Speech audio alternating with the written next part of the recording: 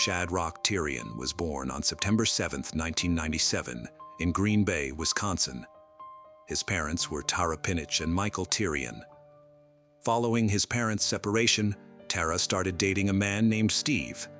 Shad's family consisted of his parents, two sisters named Ava Weog and Svea Sunar Thyrion, and a brother named Bo Smith. During his childhood, Shad attended Howard and SWO schools before eventually joining the family business with his father and grandfather. Shad was a lively person who loved camping, gaming, and spending time with his family. He had a talent for wood carving and was recognized for his kindness and compassion, always putting others' needs first. His tragic end is particularly poignant considering his empathetic nature and tight-knit family. On February 23, 2022, as night fell, Shad told his family he was going out to meet two friends. His parents bid him goodbye around 9:30 p.m. Unbeknownst to them, danger awaited. Later that night, Shad's mother Tara returned, went to bed, unaware that Shad had already come home with Taylor and was in the basement. Early in the morning, Tara woke up to the sound of the front door closing as Taylor left. Worried, she went downstairs, called for her son, and, getting no response, decided to check the basement. Inside, she found a bucket covered with a rag. Removing it, she made a horrifying discovery: her son's head was inside. Shocked, she called police immediately. Upon deeper investigation, authorities found Shad's body parts in a bucket. Detectives checked Shad's phone records and discovered that on February 23rd, he had planned to meet two people, Taylor Schabusiness and Alexander Gannon. Taylor had picked up Shad to hang out at her place. After receiving a statement from Shad's mother, Tara, the police questioned Taylor Schabusiness and Alexander Gannon at their homes. Taylor resided in a house owned by her friend Scott Thomas, which they shared. Bloody footprints near Taylor's minivan at her place led the detectives to her apartment, where they decided to question Taylor further. Taylor complained about the dirty environment on camera, showing her indifference towards her actions towards Shad. The detective then asked her about her relationship with Shad, to which Taylor revealed he was her ex-boyfriend. She admitted to meeting Shad on February 23rd in her apartment, where Scott was also present. Scott was there when the police came to arrest Taylor, and she mentioned that the minivan belonged to Scott. Taylor was questioned about the activities of the three friends that night herself, Shad and Alexander Gannon. She readily admitted to smoking marijuana together. She said that she was giving Shad a haircut while the three of them smoked, but after some time, Alexander Gannon decided to go home, saying it was late. After Alexander Gannon left, Taylor and Shad decided to go to Shad's house, where he told her that his mother were going to be arriving home late. They went to Shad's house and consumed crystal methamphetamine. She also confessed to stealing trazodone from her friend Scott's drawer, and they both injected it using a needle. Taylor's admission of using drugs that night suggested that she might have a history of substance abuse, which added another complex layer to this case. The detective recognized that Taylor was under the influence of drugs during the questioning, but continued with the interrogation without hesitation. Taylor confessed to detective that Shad's remains were still in the basement. The detective further pressed her, asking for details about what exactly happened to Shad, but Taylor replied that she had blacked out after drinking and smoking for some time. This time, even though Taylor tried to find a way out by attempting to lie, she quickly realized that her tactics weren't working, and she had no other option except to confess. Later in the interview, Taylor admitted that she and Shad had been intimate that night, and there were also toys and other props involved, including a choke collar. As the interrogation continued, detective questioned her about the chains and other toys that they had found at the scene. Taylor admitted that she loved to strangle Shad, and he enjoyed it too. This reveals her sadistic and violent tendencies. When the detective continued asking Taylor where the other body parts were, she displayed a slight sense of regret for not bringing Shad's head with her. However, Taylor was not remorseful for her actions. Instead, she was dejected because of the mistake she'd made in leaving Shad's head in his basement, which eventually led the police to her. She provided clear answers to the detective, stating that some of Shad's body parts were inside the van, while the others remained in the basement. Her lack of remorse after committing such a heinous crime was startling. This might stem from a disturbed psyche or a potential mental health condition that hinders her ability to experience any emotions related to this atrocious crime. Another possibility is that she may have been under the influence of drugs, which could have prompted her to act on intrusive thoughts.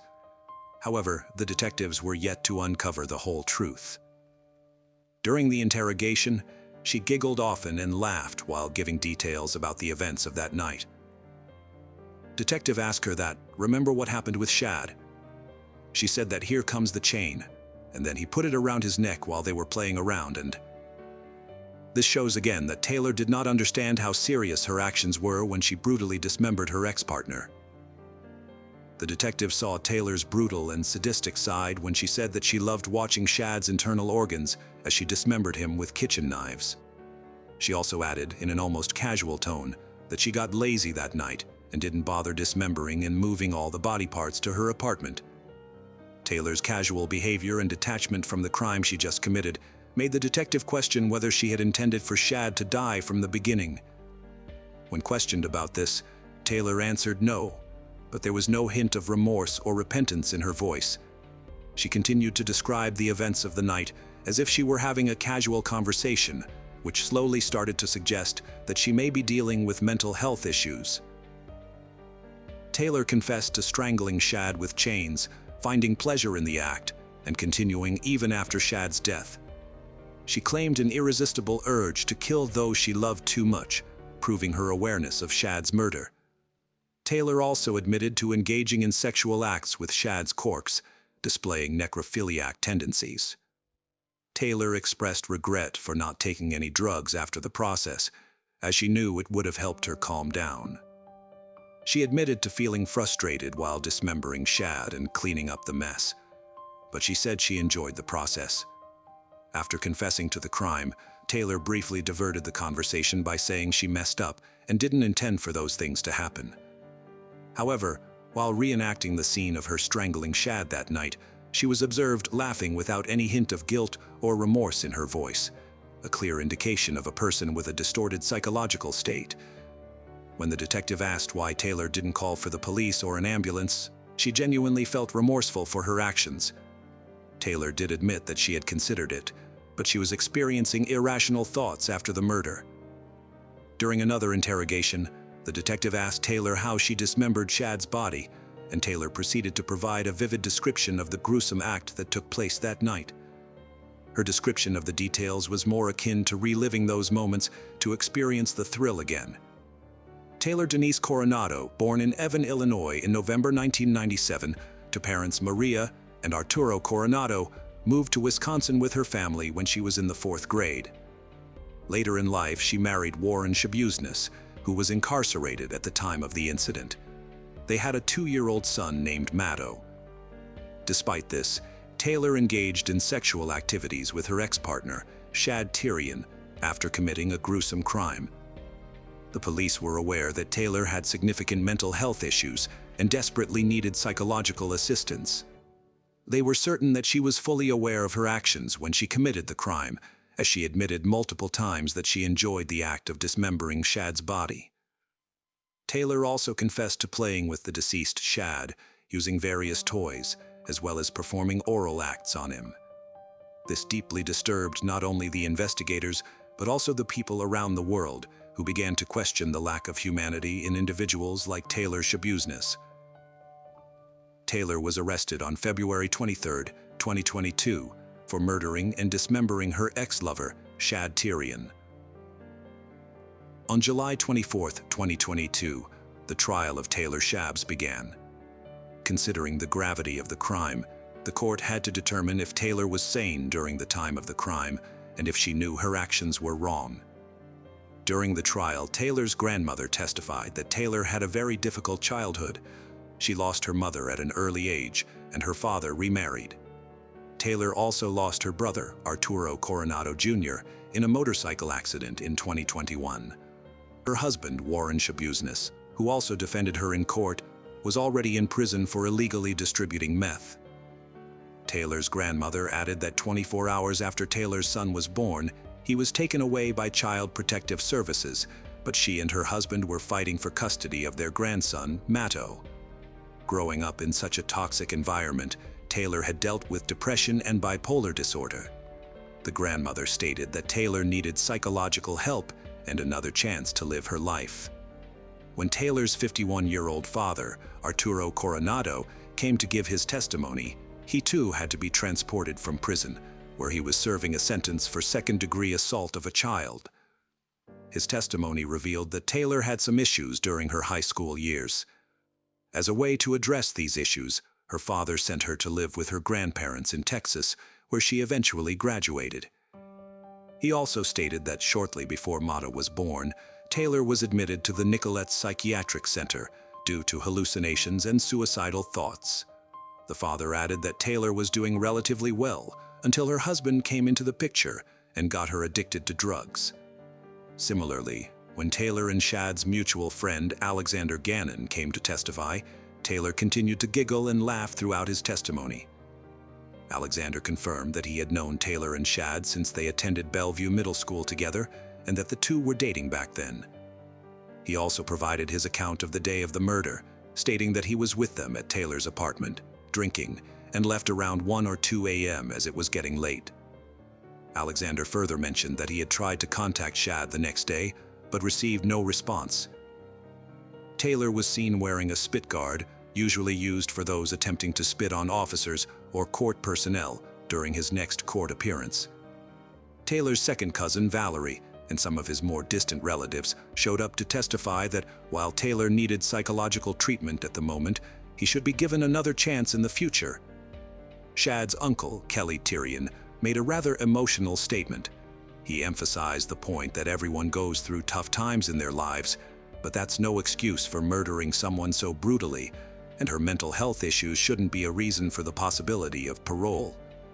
When it was Shad's father, Michael Tyrion's turn, he made a surprising statement by forgiving Taylor for his actions. Michael expressed his forgiveness towards Taylor, acknowledging that he had made a regrettable decision that he now had to live with. He also shared fond memories of Shad, describing him as a kind and happy child. Despite the gravity of Taylor's actions, Michael extended forgiveness and expressed hope for Taylor's future. He mentioned the possibility of requesting the judge to consider allowing Taylor to re-enter society at some point, emphasizing that everyone makes mistakes and has the potential to change for the better. Michael chose not to harbor hatred towards Taylor, recognizing his humanity and wishing him well. Finally, the Assistant District Attorney, Caleb Saunders, concluded that what Taylor did to Shad was not due to substance abuse or mental health issues. She simply committed the crime because she enjoyed it. He added that Taylor's lack of remorse should earn her the highest possible sentence for this terrible crime. The defense attorney, Christopher Frolich, said that Taylor was not a lost cause or a monster, and despite having committed this irreversible and horrible crime, she should be given a second chance. He also classified the entire murder as an honest mistake. However, when he asked for a possible extension of the trial, the outburst displayed by Taylor in the court provided a clear indication to everyone that she was not merely a victim of substance abuse, but rather someone who was dealing with significant issues that required immediate attention. The trial concluded on September 26, 2022, where Judge Thomas Walsh sentenced Taylor Schabusiness to life imprisonment without the possibility of parole. This case shocked the entire world, as people were bewildered by how inhumanely Taylor had dismembered her former lover, Shad Thyrion. What's even more shocking was that the person showed no remorse or guilt for the horrible crime they committed. This raised questions about the state of humanity and society in the current time. Shad's family and friends came together to pray for his soul and spoke about how they'll never be able to heal from this tragic incident. It was also shocking that even after knowing the gravity of the crime committed by Taylor, her family was ready to defend her and blame her upbringing for the crime that she committed. Today's case was truly a disturbing one. It makes one question the lack of humanity and empathy in people like Taylor, who can easily dismember a person that once trusted her. It also highlights that strained family relationships and lack of parental guidance in a child's life when they're growing up can indeed create a monster like Taylor Schabusiness. Hello friends, welcome to our channel. Today we're going to take a look at another horrible case with you. In our story today, we'll talk about a rare snake that suddenly attacked its owner, ending his life. Ben Renk was just 29 years old when he was found deceased in his renowned snake breeding facility. Benjamin Blue Birch Renk was born in August 1987 in Missouri. He grew up in the countryside alongside his family. Ben had an older brother, Sam, with whom he shared a very close bond. In 1989, the Renk family moved to a picturesque farmhouse. The boys spent a lot of their time outdoors, and it was then that Ben began to take an interest in snakes. A tragic incident in September 1992 triggered a series of unfortunate events. The family was away when a gas leak occurred, leading to an explosion in their beautiful home. The Renks were forced to move into a trailer. After some time, Ben's mother Kim was diagnosed with stage 4 breast cancer. Despite these hardships, the family overcame them. They were very close-knit and always supported each other in any situation. Recovering from previous tragedies, in 2002, they moved to a new home where a special room was designed for Ben to keep his snakes. In 2009, after a long battle with cancer, Kim passed away.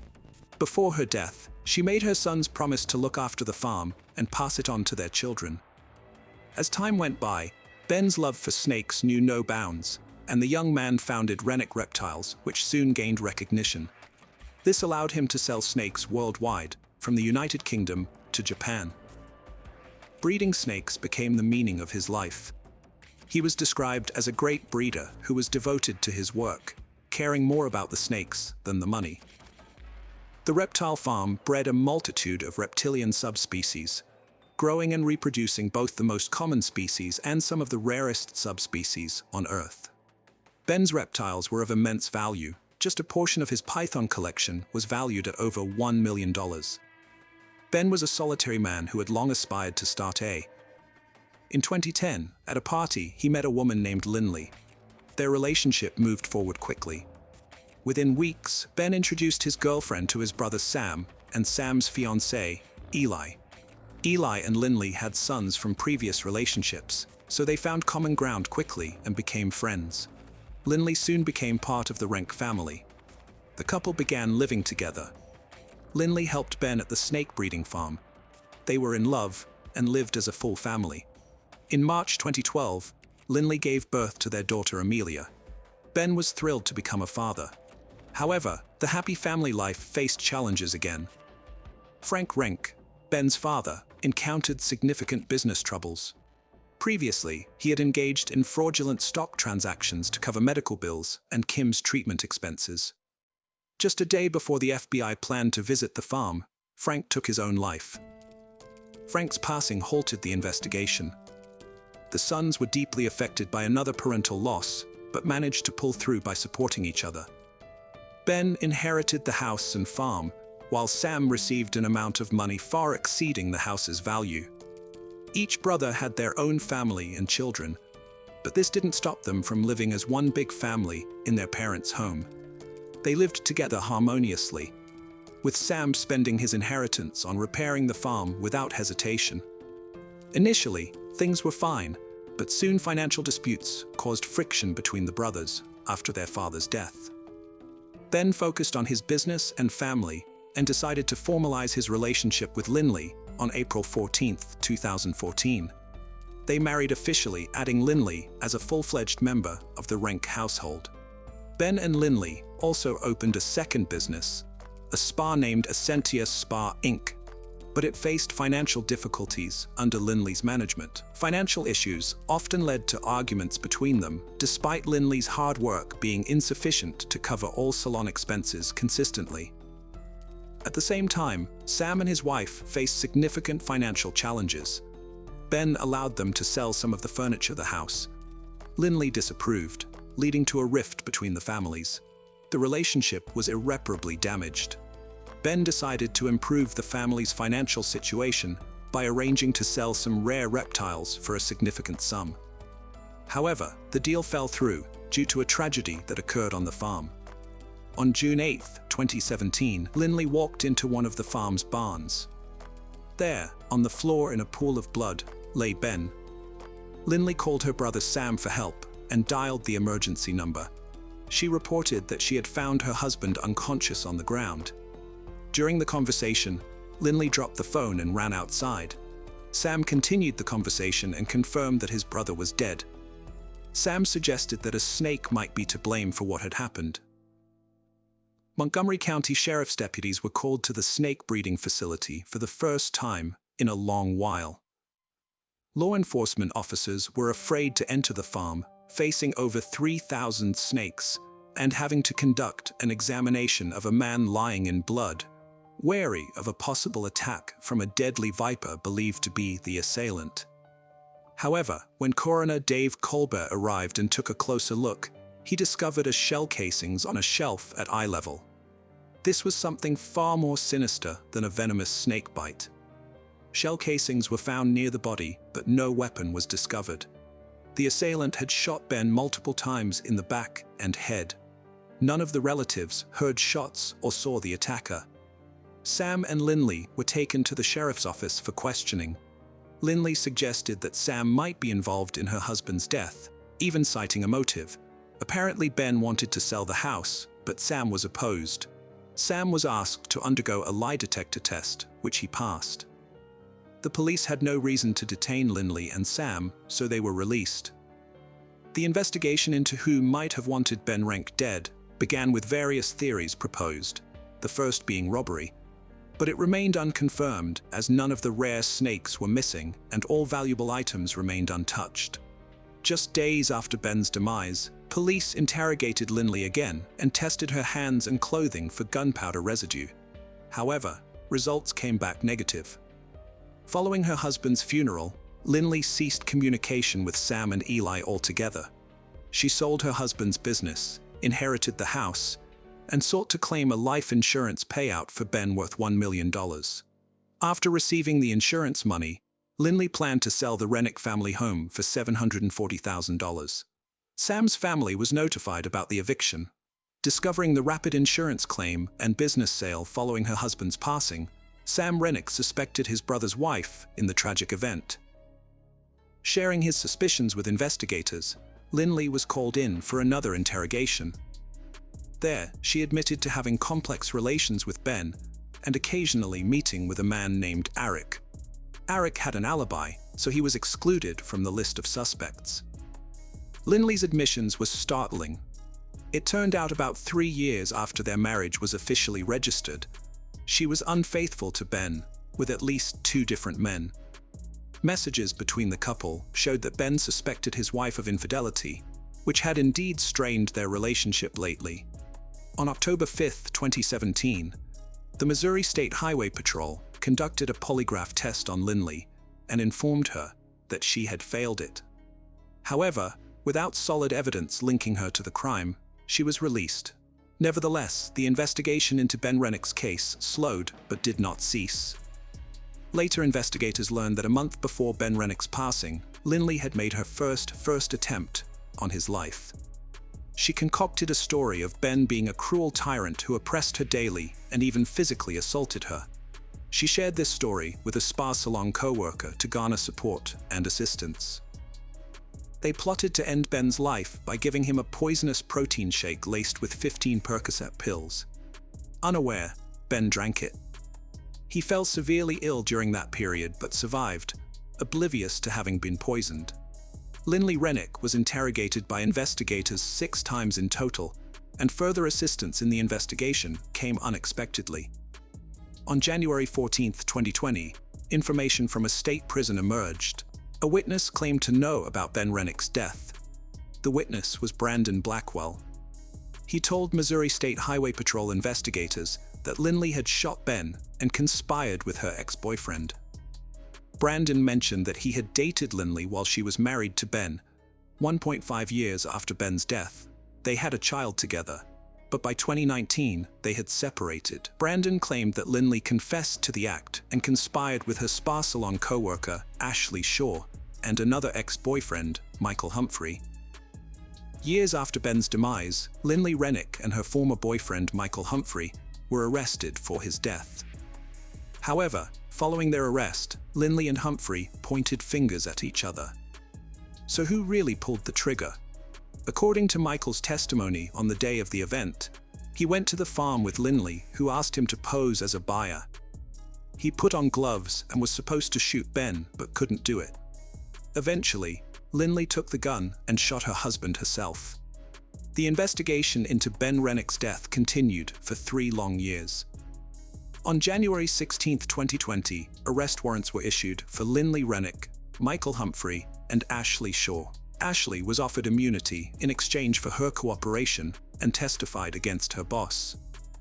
The former spa salon employee shared that Lindley had complained about her husband and convinced her to assist in a plan. She claimed that Ben was constantly belittling, demeaning, and even physically harming her. Fearing divorce would lead to Ben gaining custody of her children, Lindley decided to eliminate him. Planning together to poison him with a lethal cocktail during questioning, Lindley and Michael accused each other of Ben's demise. In October 2021, Michael Humphrey faced trial in Ain County. His lawyers hoped that revealing the murder weapon would lead to a second-degree murder charge. Despite possessing the gun, no conclusive DNA evidence was found on it. To lessen his sentence, Michael Humphrey made a deal with the prosecution by disclosing the location of the murder weapon. His cooperation led to a life sentence on a less severe charge of second-degree murder without defense at the trial. On January 3, 2021, Michael Humphrey was sentenced to life imprisonment with the possibility of parole. The against Lindley Rennick began on December 6, 2021. She was charged with the shooting and demise of Ben Rennick on June 8, 2017, at his snake breeding facility in New Florence. Court documents stated that the plot to end Ben Rennick's life originated in Lindley's spa salon. The probable cause statement mentioned that Ben was aware of Lindley's financial troubles and that Lindley feared Ben could take her children away. This led her to fabricate a story of domestic abuse. The first attempt to end Ben Rennick involved a protein shake laced with narcotics. Search warrants for Ben and Lindley Rennick's Facebook accounts confirmed the protein shake story and Ben's awareness of Lindley's financial issues. The court hearing detailed the events of the day when Ben Rennick was killed, fully reconstructing the sequence of events through cross-examination.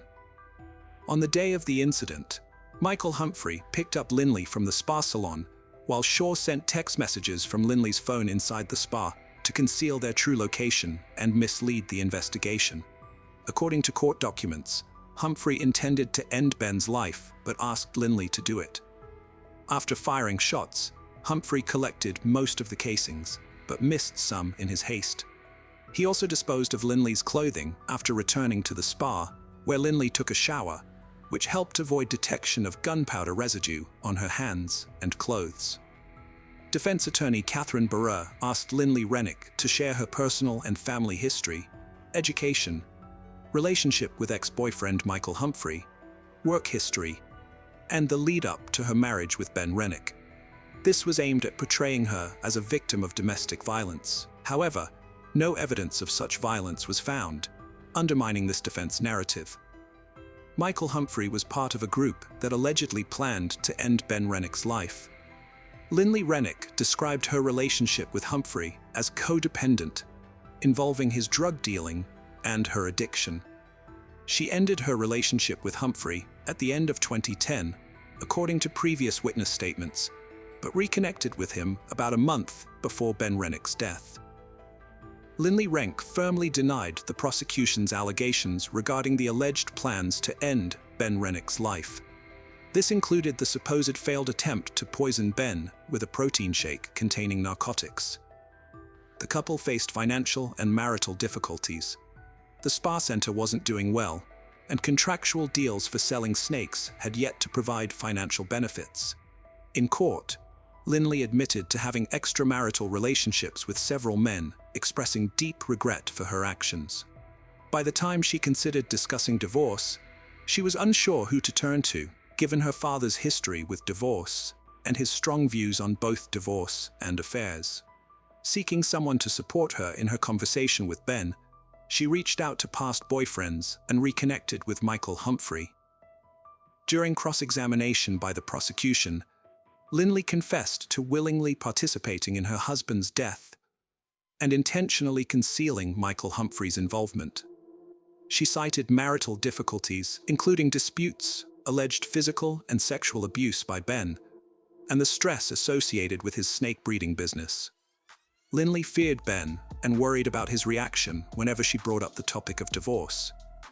On June 8, 2017, she brought Michael Humphrey to the farm that day. She claimed her presence at the farm was not meant to end her husband's life, but rather to discuss a divorce. Linley mentioned taking out some trash from Ben before entering the nursery, where she saw Humphrey and Ben washing their hands.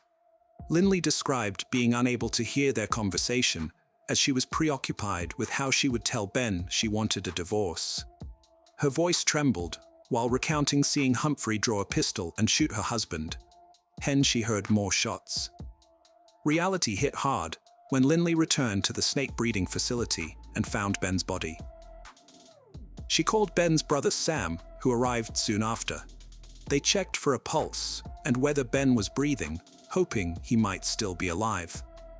Linley expressed regret for not immediately informing police that she had been at the breeding facility earlier with Michael Humphrey. The life insurance policy that Ben had taken out years earlier could have resulted in a payout of $1 million. However, Linley waived her rights to this money. During the court hearing, Linley expressed regrets about her ongoing deceit. "I was just trying to escape from the truth of what happened," she stated, clarifying that she never wished for her husband's death. Following the final verdict, Linley Renk's defense team chose not to petition for a new trial, and no appeals were filed against her conviction. Linley Renk filed a defamation lawsuit against Blackwell, asserting that his statements about her involvement in her husband's death were false. However, prosecutor Kevin Zellner questioned Linley's testimony during cross-examination. He queried why she didn't check on her husband after hearing gunshots and why she didn't call 911. Furthermore, he asked why she sent friendly messages to him and Humphrey after the shooting and continued to lie even when emergency responders got involved. During sentencing for second-degree murder and armed criminal action, Linley Rennick broke down but did not admit guilt. On December 9, 2021, she was found guilty of second-degree murder. The 33-year-old was sentenced to 13 years for murder and an additional 3 years for armed criminal action in January by Judge Kevin Crane, a total sentence of 16 years. Sam Rennick's final words conveyed deep disappointment. He was astonished that an individual's life in Missouri could be valued at just 13 years. Ben Rennick, a young man brimming with hope and a promising future, found himself in a dire situation due to the actions of one woman. In December 2018, a group of university peers brought 20-year-old Sander Deer to the emergency room. He was unconscious, notably pale, and his skin was cold and unresponsive to any stimuli, which left the doctors completely perplexed. Here lay a fit, active young adult without any history of illness, yet his body temperature was merely 27 degrees Celsius, indicating a comatose state. Medical examinations revealed that he had hyponatremia, an alarmingly high level of sodium in his system. Typically, an adult ingests about 5 grams of salt daily, equating to about 2 grams of sodium. However, Sander had 160 grams of sodium in his body, surpassing the 2-month average intake for one person. The medical team questioned these so-called university friends about what had happened with Sander. They asked about his activities the previous night. The friends simply shrugged their shoulders, averted their eyes, and acted as if they knew nothing about Sander's condition. Clearly, something was amiss here. Despite the relentless efforts of the medical professionals to save him, 20-year-old Sander succumbed to multi-organ failure. a condition where critical body systems cease functioning. The autopsy revealed startling findings. The pathologist examined the contents of Sander's stomach to understand why a seemingly healthy university student suddenly died. To their astonishment and dismay, they discovered there was no food or water in his stomach over the past 2 days. Instead, peculiar items such as aquarium goldfish and heads of mice and eels were found inside him. This indicated that he had endured horrific experiences before his untimely death. The case of Sander garnered immense attention from online communities and media alike, rapidly becoming a topic of international discussion. Conversations erupted around universities potentially concealing the shocking misdeeds of their students and the impunity enjoyed by offspring from affluent families. This situation shone a spotlight on a student fraternity known as Rus. Established over 7 decades ago, with its symbol being a Flemish lion, this secret fraternity consists solely of male students majoring in law, engineering and business. With around 30 active members, mostly hailing from prominent backgrounds.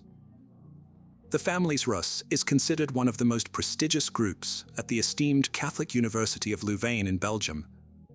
Almost every student aspired to join this exclusive brotherhood.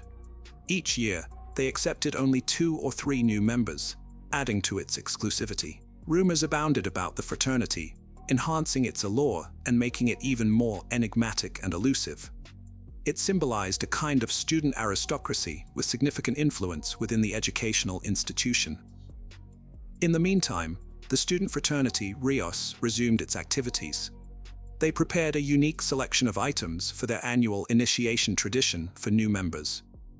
This initiation menu included unusual starters such as grasshoppers and cockroaches, followed by a main course featuring live mice and fish. The dessert was a combination of coffee paired with an illicit substance.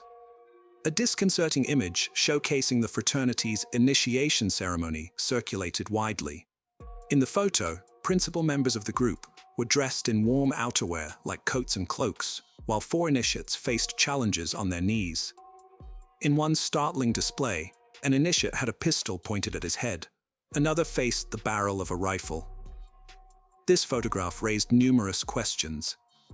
What other types of ceremonies did this clandestine group conduct? What exactly happened within the fraternity's walls? Considering many members' backgrounds, sons of politicians, lawyers, distinguished doctors, and business leaders, one wondered, to what lengths would they go to protect their offspring if a truly grave incident occurred?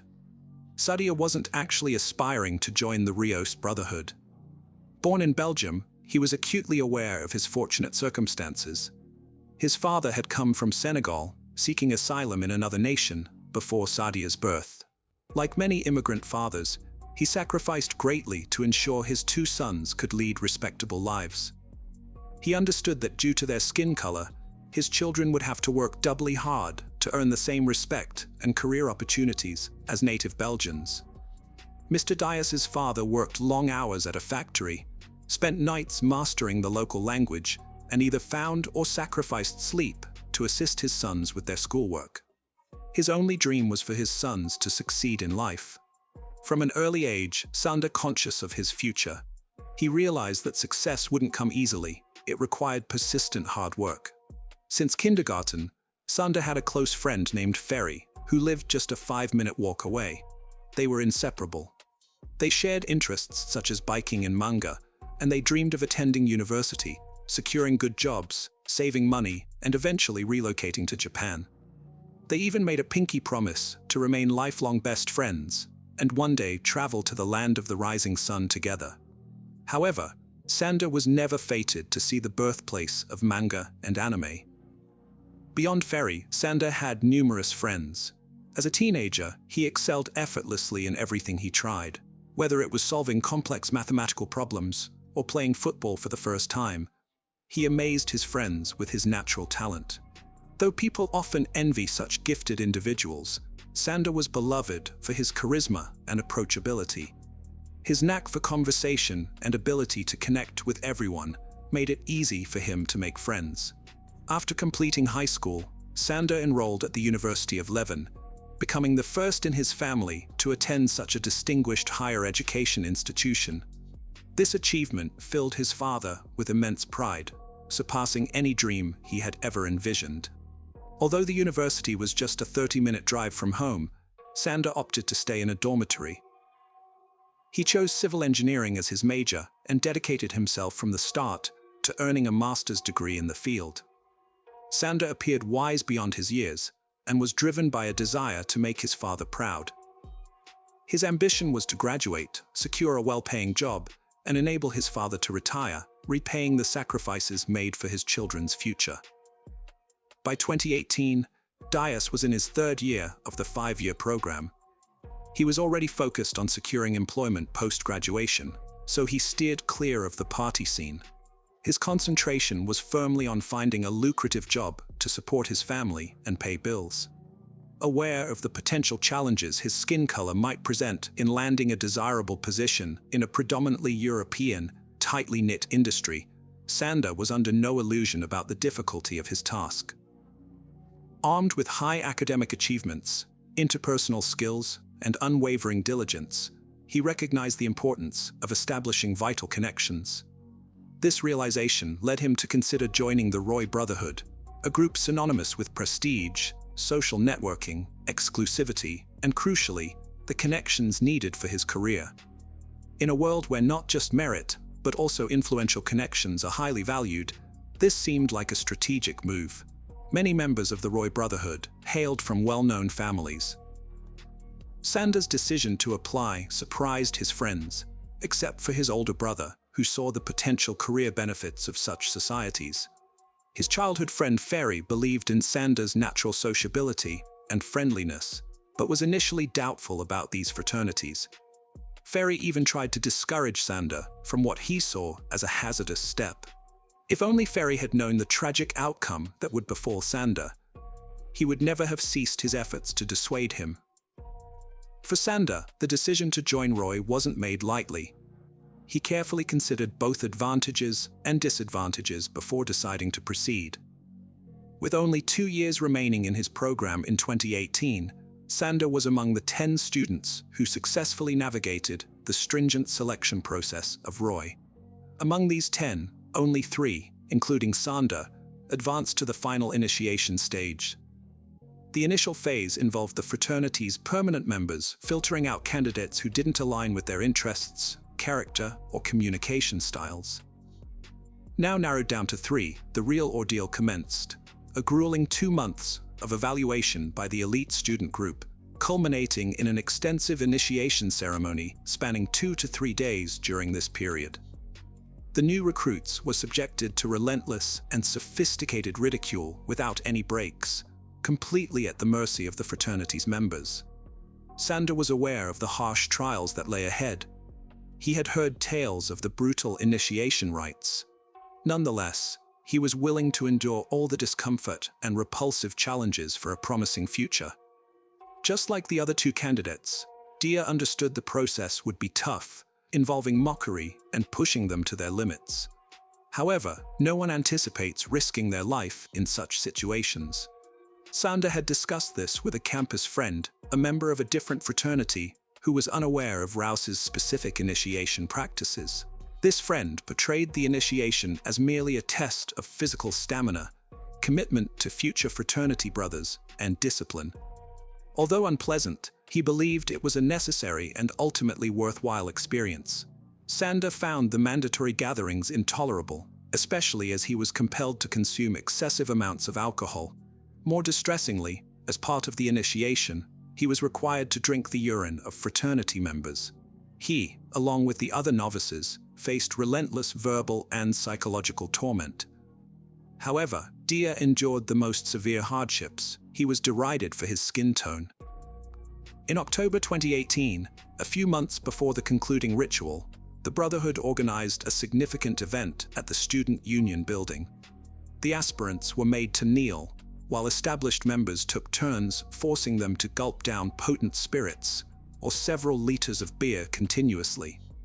Naturally, after ingesting such volumes of alcohol, the novices could barely stand, yet were still tasked with cleaning the venue in their disoriented state. They staggered around, mopping up their own and others' regurgitation. That evening, all three novices were obliged to clean, but the brothers devised a different plan. They determined that Sander alone should tidy up after the celebration, because historically, those with dark skin served whites. This was a particularly harsh declaration. Dia felt utterly powerless at that moment. He was resolute in attaining his objective. He knew this situation would eventually reach a conclusion. A representative from the student association tried to reprimand the young men for their remarks. But what could he possibly do against 20 wealthy, noble, influential, and pampered youths? They were unafraid of anyone and conducted these acts openly without any sense of embarrassment. The fraternity members saw themselves as superior to all and simply warned the staff member not to meddle in their affairs. Sander endeavored earnestly to gain acceptance, considering his future prospects. But at just 20 years old, he was still somewhat naive. Despite this dreadful event, Dia persisted in attending fraternity gatherings. Some might question why Dia continued to seek camaraderie with these individuals. His reasons were multifaceted. Firstly, he played soccer with some of them and interacted amicably. Secondly, Sander was acutely aware of the extensive sacrifices his father had made for his education and vowed to meet those expectations. He harbored hopes that the indignities would cease once he cleared the final hurdle. In Rose's 70-plus years of history, only 2 members had been of African heritage, and presently only one was surviving. A dark-skinned student had been inducted in 2015, and Sander was poised to be the second to undergo the ultimate initiation rite. The final initiation, also termed baptism, was about to commence. Everything the novices had endured thus far seemed insignificant compared to the ordeal they were set to face. On December 4, 2018, at 4 p.m., the initiation commenced. Sander, along with 2 other candidates, donned lengthy flowing white robes and ventured into the city carrying bouquets of flowers. Their objective? To sell as many flowers as possible. The one who sold the fewest would endure various penalties, such as drinking sour milk, birdseed, and inevitably forced alcohol consumption. Sander finished last, selling 30 roses fewer than his peers, which led to his punishment, consuming such an excessive amount of alcohol that his speech became severely impaired in the second phase of the initiation. The novices were positioned on their knees and asked straightforward questions by 7 p.m.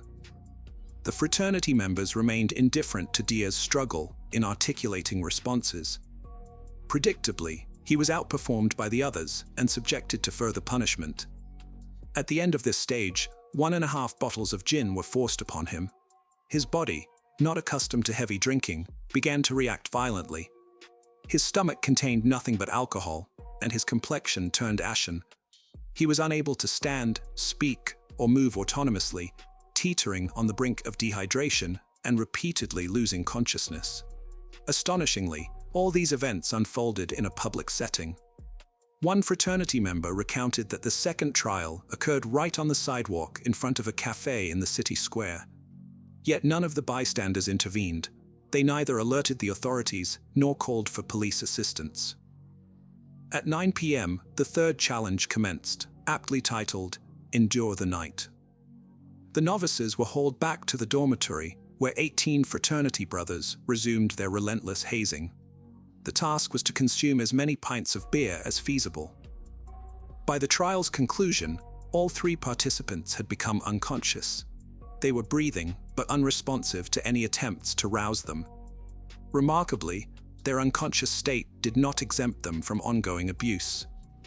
In line with the fraternity's customs, if someone fainted at a gathering, they were urinated on, a manifestation of perceived frailty and an opportunity for others to exert dominance. Proof of these acts was captured in a video taken at 11:40 p.m., which they subsequently attempted to erase.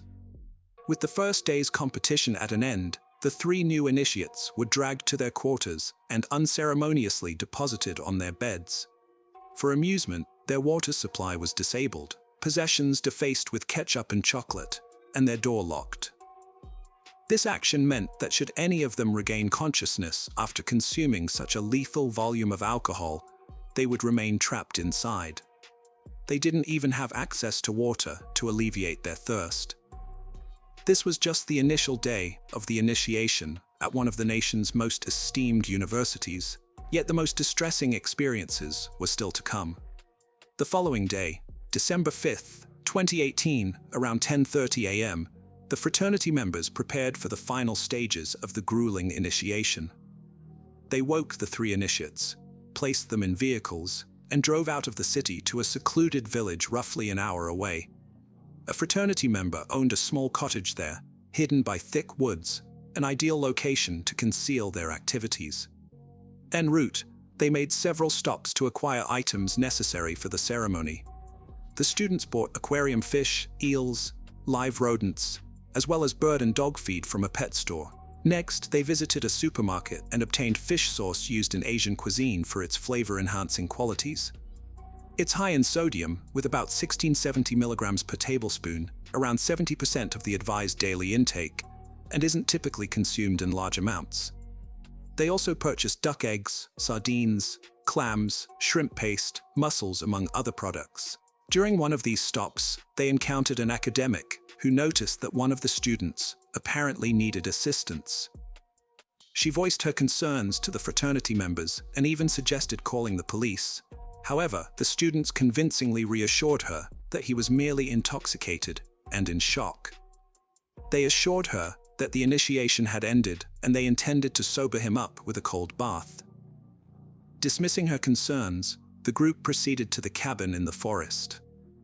The details of what happened next were reconstructed by police using recovered deleted video footage and scarce evidence. However, the full truth remains unclear. Over several hours, the 3 initiates were forced to dig a substantial trench into which they were subsequently placed. Struggling to keep warm, they found themselves surrounded by 18 young adult men, other fraternity members, who filled this trench with freezing water and live eels. In Belgium, in December, the average temperature varies from +3 to 7 degrees Celsius. When initiates began to cold, permanent members of the fraternity urinated on them above as a twisted way to warm them up. At this point, Sander was suffering from dehydration and remained inebriated from the previous night's events. Even if he had the will to stand and leave, his physical state made it impossible. Under normal circumstances, to formally reject the initiation process, one simply had to ring a bell placed away from the trench, therefore forfeiting their place in the fraternity. The initiates could have accessed this bell at any time. However, in this case, the bell was either intentionally or inadvertently omitted, leaving Sander without a way to signify his refusal of the initiation. His inability to stand or speak due to his condition rendered him powerless.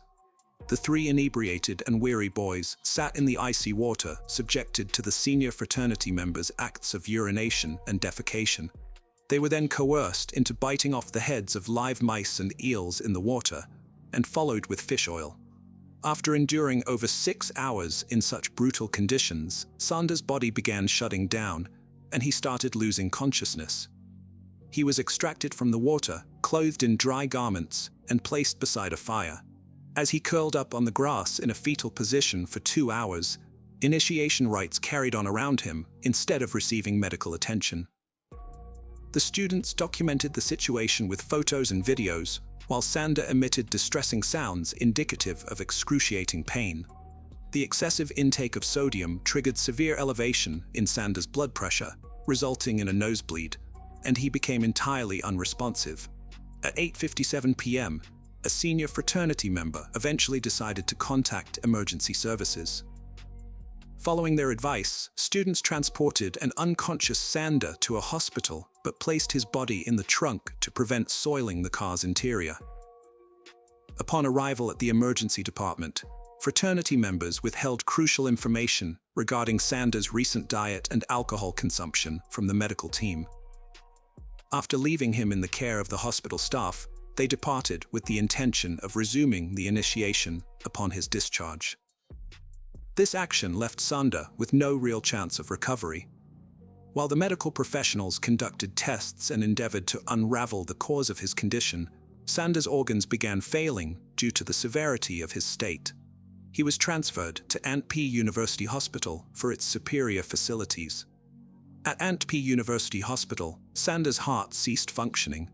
He slipped into a coma, and subsequently, the 20-year-old tragically lost his life. The primary cause of death was identified as toxic levels of sodium in his body, a direct result of excessive fish sauce consumption. The hospital informed the police, prompting an immediate investigation into the circumstances surrounding his death. By 10:40 p.m., the other two initiates who had continued with the ritual were also hospitalized. Upon learning of their children's dire condition, the parents hurried to the hospital. Meanwhile, fraternity members hastily worked to erase any evidence of the initiation. They filled in the trench used for the trials, cleaned up a room smeared with ketchup and chocolate, reinstated water supply, and purged their phones of incriminating messages, photos, and videos.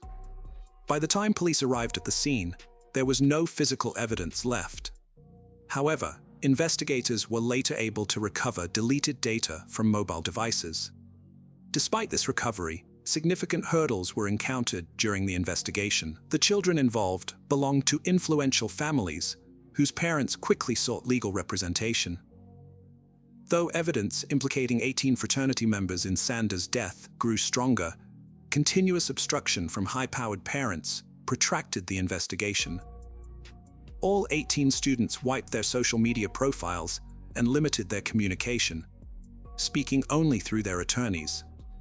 Following Sanders' tragic death, Rayo's fraternity was dissolved. The university imposed disciplinary measures on all involved, requiring them to complete 30 hours of community service and write an essay on tradition's role in student organizations.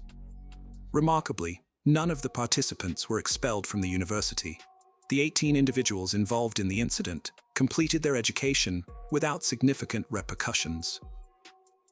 In response to this outcome, teachers aware of the situation authored an open letter advocating for harsher penalties for the group, but no additional measures were enforced against these students. The formal legal process concluded in July 2020. Following this, attorneys representing two members sought further investigations, seemingly as a tactic to reframe the entire incident as a tragic accident and attribute blame to the deceased student for purportedly weak health. It wasn't until May 26, 2023, that the Court of Appeal delivered its verdict, finding the 18 fraternity members guilty of involuntary manslaughter and degrading treatment. Each was fined €400 and sentenced to perform community service. Additionally, they were collectively ordered to pay approximately €30,000 in compensation to the family to avoid impacting their future prospects. The students' identities were withheld. The leniency of the verdict for those responsible for the death sparked widespread dissent, leading to protest actions in various cities. Despite these demonstrations, no substantial changes have been reported as a consequence in this case. The perceived lack of justice remains a poignant aspect of this story.